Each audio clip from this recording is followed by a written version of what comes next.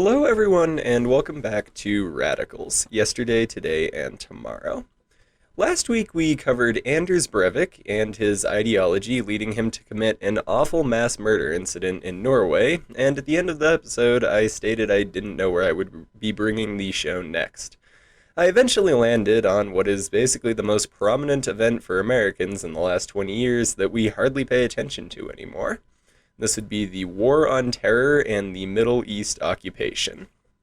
We are all familiar with the attacks on 9/11, but the goal of this episode, and the ensuing series I will be doing on and off for the foreseeable future, is to figure out how this attack, in combination with other global events, launched the US into the longest war in its history. Personally, growing up with the Iraq War as a relative constant was a strange experience, but I was never able to quite get to the bottom of it, and all the factors that went in and still go into the US presence in the Middle East. Nor was my formal education ever focused on these events, as my American history classes never got past the Berlin Wall coming down. So, as a first step in this investigation, we will go over the events of 9/11, the group responsible, Al-Qaeda, as well as various political happenings and people who contributed to it. On September 11th, 2001, at 8:46 a.m., hijackers crashed a commercial plane into the North Trade Center tower. 17 minutes later, a second plane would crash into the other trade center, and both buildings would collapse shortly after. Two more planes were hijacked, one crashing into the Pentagon and another in a field in Pennsylvania. In total, about 2,700 people were killed in New York, 184 at the Pentagon, and roughly 40 on the flight in Pennsylvania. And this would be the deadliest terror attack in American history, and is still commemorated as a historical holiday. To understand exactly why this attack happened, we have to look into the Al-Qaeda terror group, and as a whole, one Osama bin Laden. Osama bin Laden was born in Riyadh, Saudi Arabia in 1957 or 1958, and was the 17th of 52 children born to Mohammed bin Laden, a wealthy and powerful construction company owner in Saudi Arabia.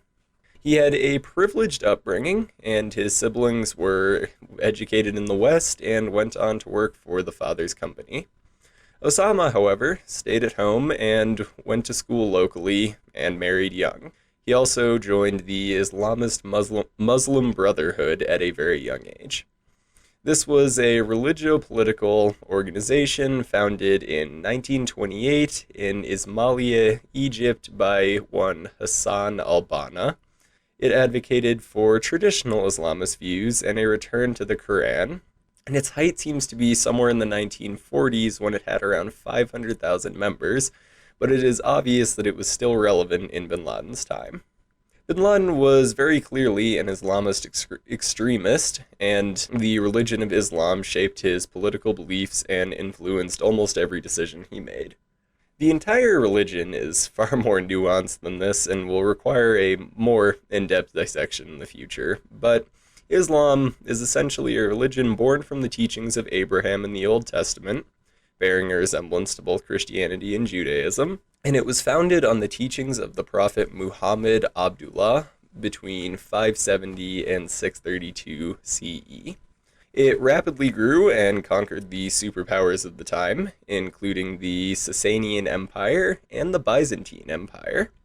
And all that contributed to the Crusades, which we have talked about previously. It is now the fastest growing religion in the world and is second only to Christianity in followers at around 2 billion.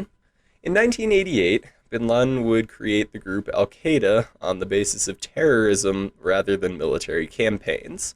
Al-Qaeda, or the Base, is a broad-based militant Islamist organization, and it began as an organizational network supporting Muslims in the fight against the Soviet Union during the Soviet-Afghan War, and it had far-reaching recruitment.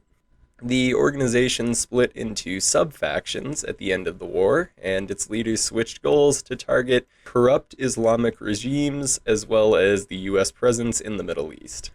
Al-Qaeda would later merge with some other militant Islamist organizations, such as Egypt's Islamic Jihad, And during this time, several of its leaders decided or declared holy war against the United States. This group continued through the 90s and trained tens and thousands of individuals in military skills. Smaller terrorist operations were also carried out, such as the destruction of the U.S. Embassy in Nairobi, Kenya. This attack was carried out by 2 truck bombs exploding outside the embassy, killing 224 people, including 12 Americans, and wounding more than 4,500 people in total. Bin Laden was the U.S.'s primary suspect in the attack, prompting President Clinton to order missile attacks on bin Laden's training camps in Afghanistan. Al-Qaeda would commit one other attack in 2000 before carrying out the 9/11 attacks. The immediate reaction to the events of 9/11 nationwide was shock. How had foreign affairs that had always felt so distant to Americans struck a deadly blow in the center of our nation? Although there was writing on the wall for some time, both the American government and its citizens had never expected that something like this would occur. It should also be noted that the Soviet-Afghan War had somewhat set the stage for later conflicts. So once again, we will revisit the events at the founding of Al-Qaeda. During this war, a group known as the Mujahideen had risen to prominence in Afghanistan on the grounds of fighting the Soviet infidels. After the Soviet retreat in the early 1990s, the group rose to power in Afghanistan. They took over the country by 1996 and established a harsh, repressive regime that provided support and protection for bin Laden. So already we can tell that post-war Afghanistan had become a breeding ground for radical ideals and an anti-American sentiment. It was a well-known fact that Al-Qaeda and other Islamist groups had the expressed goal of avenging the mistreatment of Arab nations at the hands of the West. Treaties such as one dividing the Ottoman Empire into smaller nations after World War I had long since angered Islamists, and now with no foreign occupation, these nations could have their revenge. This animosity was not without reason, though. The first time a Western power got into Middle Eastern oil politics was in 1914, when British soldiers landed at Barsa in southern Iraq to protect oil supplies from neighboring Persia. And Western powers would remain involved in this part of the world through the present day. The U.S. first got involved in the late 1940s as American troops were stationed in Iran to help transfer military supplies to the Soviet Union and protect Iranian oil. And the Eisenhower administration would continue a military presence in Iran and went as far as ordering the CIA to depose Mohammad Mosaddegh, an elected leader of the Iranian parliament who opposed the British and American influence on Iran. Every presidential administration since has kept a foot in the door to the Middle East per se, and it is easy to see how extremist groups would grow to hate this presence after some time.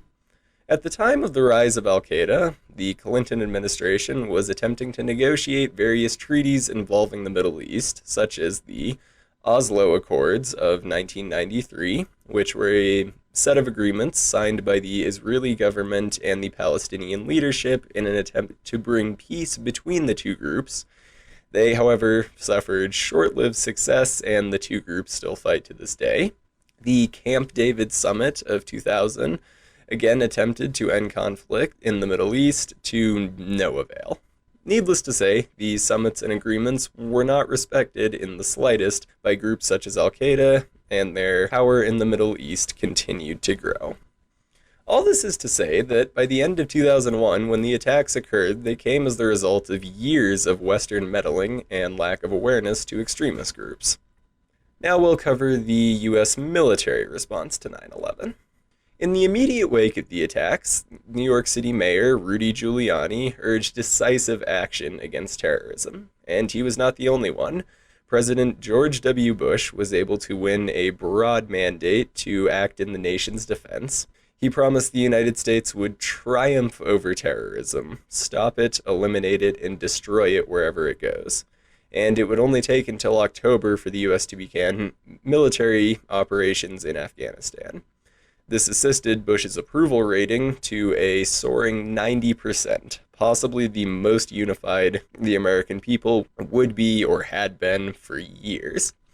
There was also a $40 billion disaster relief bill passed, and the next year the Patriot Act would also be passed. In case you're somehow unfamiliar with Edward Snowden and the conspiracy surrounding him, which I'm sure we'll get to at some point, the Patriot Act is a controversial, still in effect act that allows for surveillance of all Americans and any potential threats to the nation, as well as making immigration laws more strict.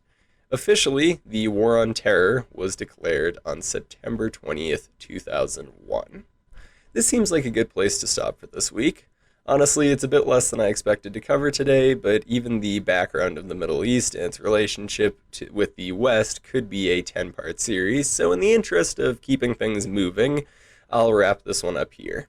As I previously stated, this war was a constant during my childhood, and being a Gen Zer, I was not old enough to understand any of it for the first decade of my life. And once I had a general grip on the whole terrorism equals bad, US equals good, and US kill terrorist mentality, it was easy for me to never really pay attention to it again.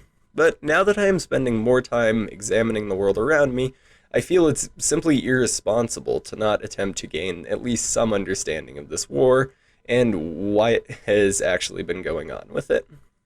Next week, we will move to cover the first years of the war and the various measures that were taken by the Bush administration to eradicate terrorism and hopefully begin to understand how it spun out of control into what it has become today. Thank you all so much for listening, and I will see you next time on Radicals, Yesterday, Today, and Tomorrow.